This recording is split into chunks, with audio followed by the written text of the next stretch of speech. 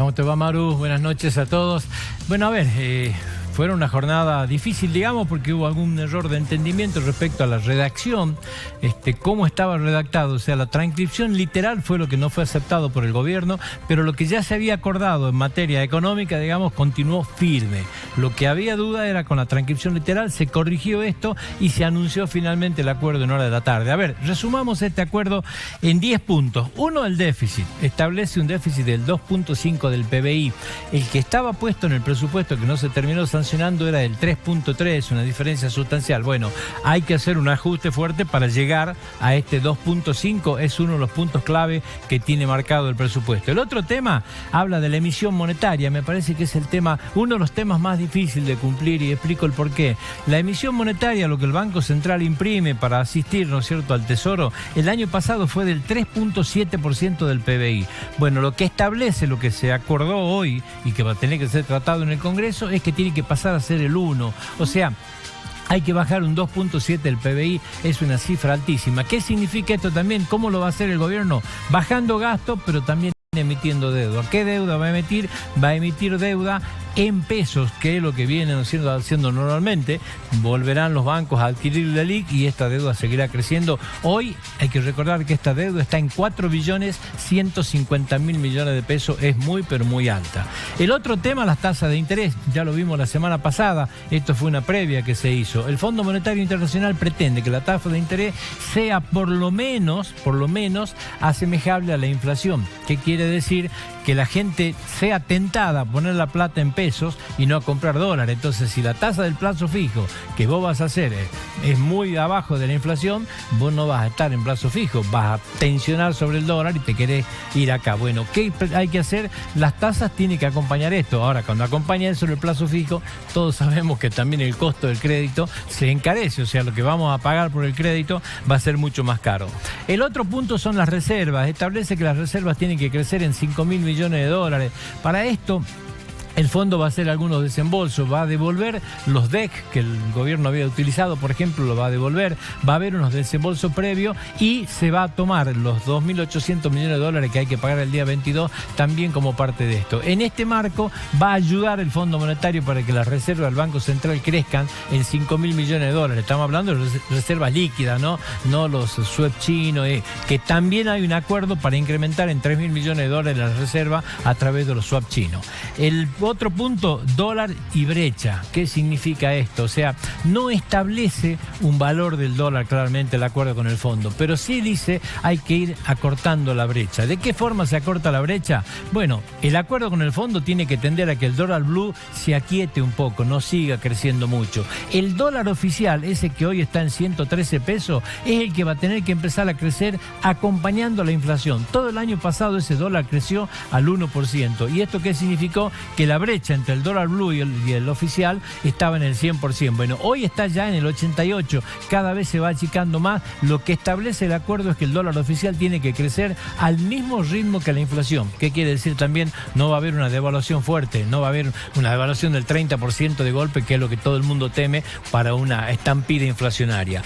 El otro punto, la inflación, no establece meta de inflación. Algunos decían que ponía una meta del 48. No hay ninguna meta de inflación. Lo que dice es seguir a un ritmo comparado, ¿no es cierto? O sea, el acuerdo en sí ya va a frenar un poco la inflación y la falta de emisión lo tiene que hacer. Bueno, van a continuar con los controles de precio que está instrumentando la Secretaría de Comercio de Roberto Feletti. Esto se va a continuar haciendo. Pero entiende el Fondo Monetario que la inflación va a bajar su ritmo, ¿no es cierto?, en la medida en que se empieza a dejar de emitir y se empieza a bajar un poco el gasto público. Cronograma de pagos, establece una manera que se va a pagar. Los próximos 30 meses, el Fondo Monetario Internacional va a desembolsar a la Argentina 45.000 millones de dólares. ¿Para qué lo va a hacer? Lo va a hacer para que repague a Argentina. O sea, los vencimientos que tienen los próximos 30 meses Argentina son 45.000 millones de dólares. El fondo lo va a entregar para que Argentina pueda pagar. Recién se va a empezar a pagar este acuerdo, esa deuda, de 45 mil millones de dólares